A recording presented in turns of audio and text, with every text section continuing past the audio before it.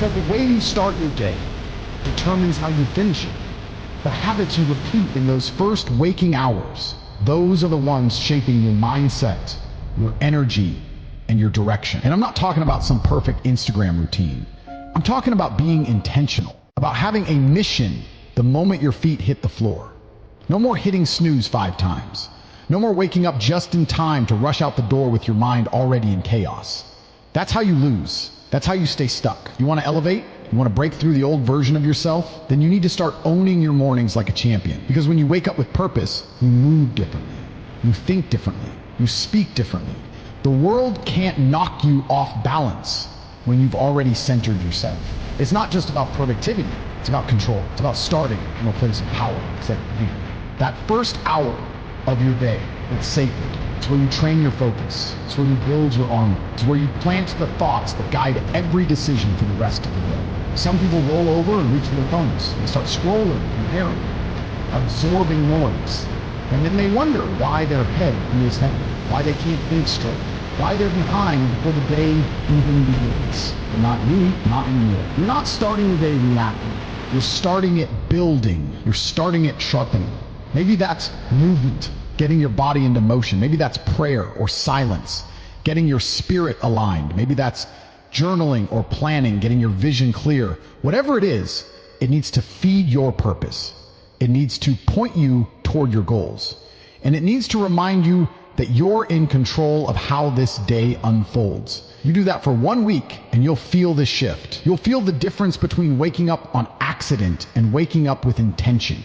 You'll move through the day with more direction, more clarity, more authority. And when the distractions come, and they will, you'll be grounded. You'll be ready. Because you didn't leave the door open for doubt. You locked in from the very beginning. And let's not forget, this isn't about speed. This is about alignment. Winning the morning isn't a race, it's a rhythm. You create your own tempo, you set your own tone.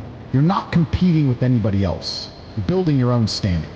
A standard that says, I don't need motivation, I've got discipline. I don't need noise, I've got vision. I've got purpose. That's the mindset you cultivate when you stop handing your mornings to the world and start taking them for yourself. Now, some people say, I'm not a morning person. I hear that all the time. But let me be real with you. It's not about being a morning person, it's about being a purpose person. You don't have to love waking up early. You just have to love what waking up early does for your life. You have to love what it builds in you. And the more you repeat it, the stronger it becomes. Before long, you're not forcing it anymore. It becomes who you are. A person who takes control, a person who creates momentum, a person who sets the tone and leads the day instead of following it. 6 months, that's all it takes. 6 months of mastering your mornings, and the rest of your day starts falling in line. Your goals become clearer. Your decisions become stronger. Your energy becomes contagious.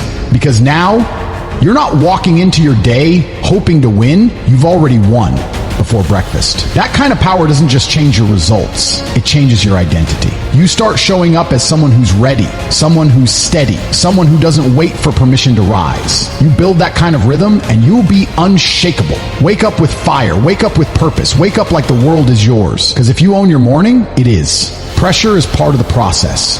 You want to grow? Then you better get used to it. Because anything worth having is going to stretch you, test you, and make you uncomfortable. That's how you know it's real. That's how you know you're stepping into a higher version of yourself. See, people run from pressure like it's the enemy, but pressure doesn't break you. It reveals you. It shows you what's inside.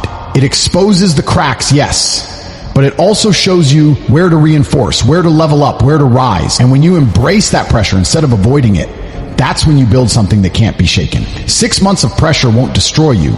It'll shape you. You've just got to stop seeing the discomfort as punishment. It's not punishment. It's preparation. It's teaching you how to be focused when things aren't easy.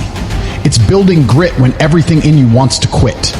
It's training your mind to lead even when your emotions are trying to pull you off course. This world doesn't reward potential. It rewards persistence. It rewards that mindset that says, I'll show up no matter what. I'll fight through the fog. I'll rise in the rain. I'll push through pain. Because pressure is not my enemy, it's my trainer. And yeah, it's gonna hurt sometimes. That's the truth. Growth comes with growing pains. You're going to feel the weight of responsibility. You're going to feel the heat of expectation. But don't let that intimidate you. Let it sharpen you. Diamonds don't form in comfort. They form under pressure. Steel doesn't strengthen in silence. It strengthens in the fire. And if you're going to be someone who walks in power, you've got to learn how to stand strong when life gets loud, when things don't go as planned, when the voices of doubt start creeping in. Because they will. Those voices will whisper, "You're not good enough. You're too late. You're wasting your time." And you better have something louder than those voices. You better have a truth you stand on, a reason that drives you, a mindset that doesn't shake when the wind blows. You've got to look those lies in the eye and say, "Not today. I'm still here. I'm still building. I'm still becoming." Because the battle isn't outside, it's inside. And if you can master your mind, there is nothing that can stop you on the outside.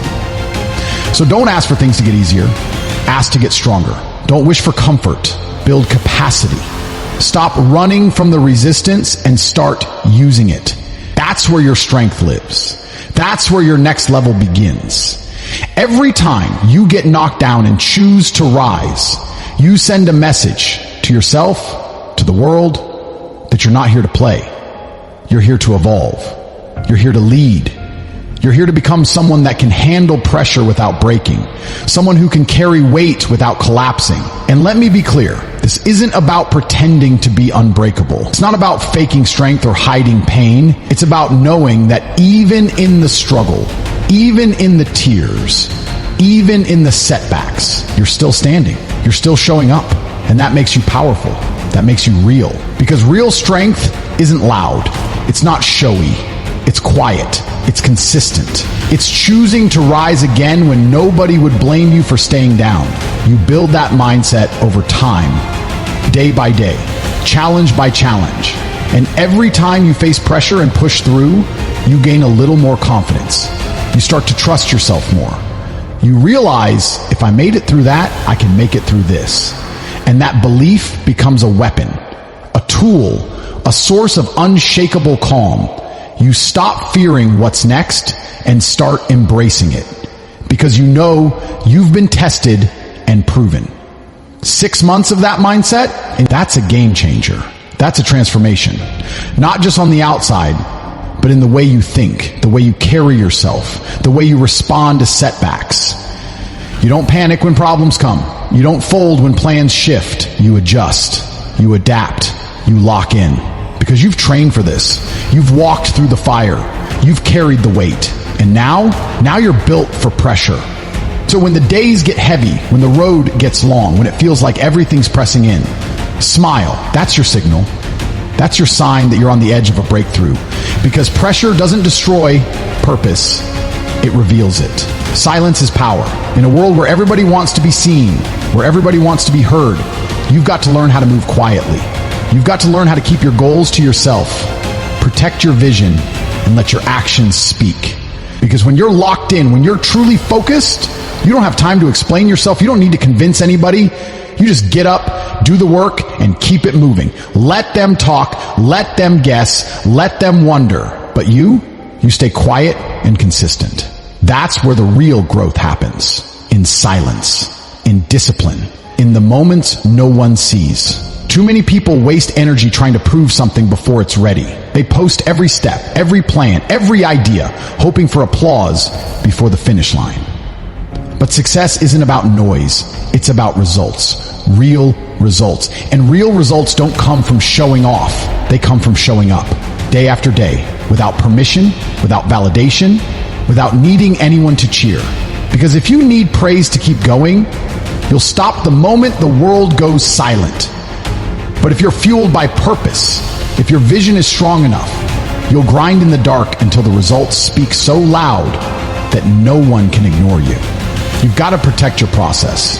When something's growing, you keep it covered. You don't dig up the seed every day to check if it's growing. You water it. You feed it. You give it time. Same with your vision. Same with your hustle. Keep it covered. Nurture it in silence. Let people assume you've gone quiet. Let them think you're not moving. Because when it's time, when the results are ripe, they'll speak for you, and they'll speak louder than any announcement ever could. And here's the truth. When you move in silence, you don't invite unnecessary opinions. You don't give people the chance to plant doubt in something you're still building. See, not everyone will understand your vision, and that's okay. It wasn't given to them. It was given to you. But if you keep broadcasting every step, you open the door for distractions, for comparisons, for unnecessary pressure. And that pressure, that can kill a dream before it even has a chance to breathe. So protect your dream. Keep it sacred. Don't trade peace for popularity. Don't trade progress for performance. Silence also teaches you something else. It teaches you to fall in love with the process, because when you're not chasing claps, you start chasing growth. You stop doing things to be seen and start doing things to be great. That's where real transformation lives. When you're focused on building, not bragging. When the win isn't what people see, it's what you feel. The quiet wins, the late nights, the small improvements, the personal breakthroughs. That's what matters. That's what builds character. 6 months. That's all it takes. 6 months of quiet, focused, consistent work. And you'll shock yourself with the progress. You'll look back and wonder how you got so far. And it won't be because you shouted. It'll be because you stayed silent and strategic. You stayed humble and hungry. You didn't waste energy explaining the plan. You invested that energy executing the plan.